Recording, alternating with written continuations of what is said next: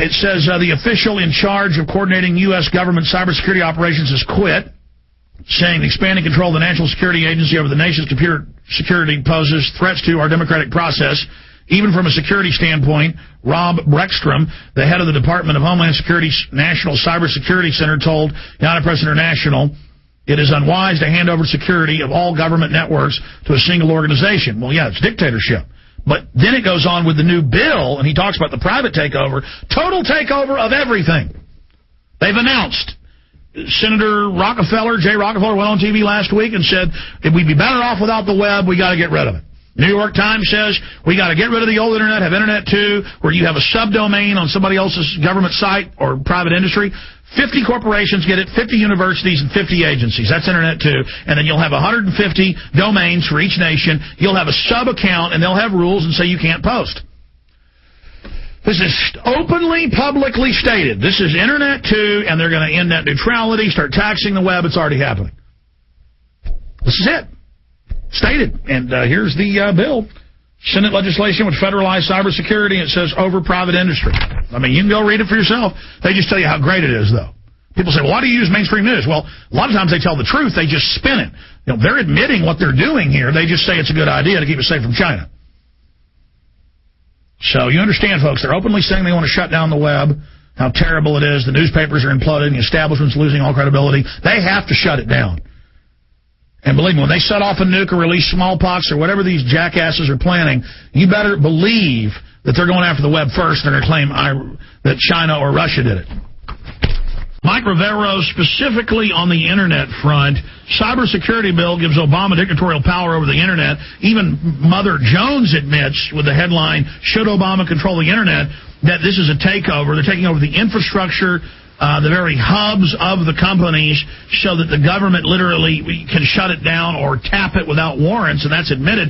And as you know, 3 weeks ago, the head of cybersecurity for Homeland Security over it quit, saying this is a threat to our free country, our threat to democracy and our republic, in his words, by doing this. So there's your inside whistleblower that this is a total takeover. You got the New York Times coming out saying we need to gatekeep the Internet. We need to control free speech because the mainstream media can't compete with us.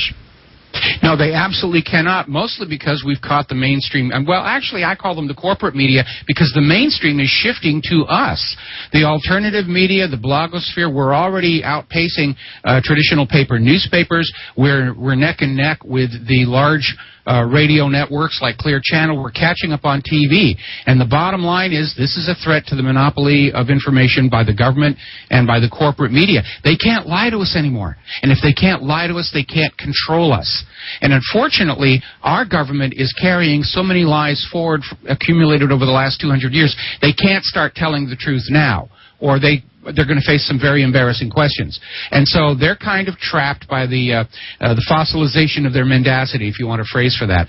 And so, yeah, they see the Internet as a threat, and they're trying to find ways to control it. They plant all kinds of public relations people on there to try and shout down dissenting points of view. They certainly monitor all of our websites and watch out for what we're saying and keep tabs on that.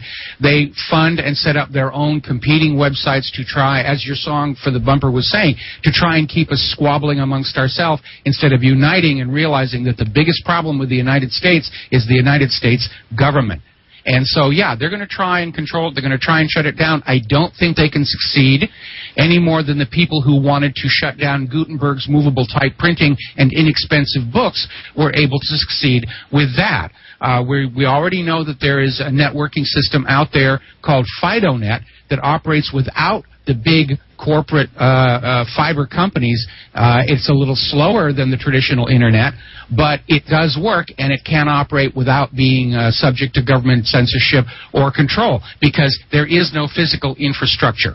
It's all telephone to telephone to telephone. And remember, in the former Soviet Union, that corrupt government was brought down by a network of fax machines.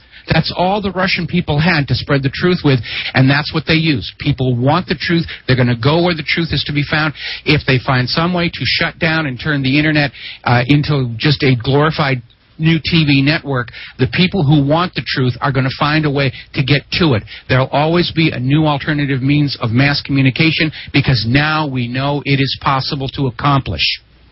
Exactly. As they tax the web, shut it down, only make it a few thousand channels, as China's already done, as Australia's announced, Chinese-style net censorship for Australia, and they say that's good.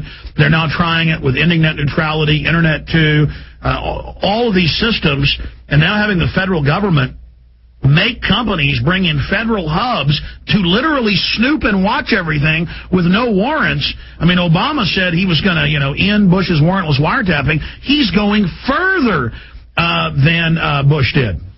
Yes, he absolutely is.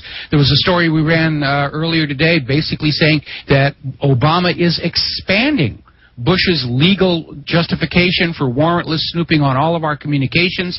And folks, here's the bottom line. Under this guise that our government is trying to find and deal with terrorists, they are treating us like we are the criminals. Every time we go through an airport, every time we send an email, every time we make a phone call, we are being treated as if we are the prisoners. That they are so terrified of us. They're trying to find some way they can stop us from communicating with each other. That's the reason for the police roadblocks. Keep us so scared we won't talk to each other. Stay there. Repeat that when we come back. That's key.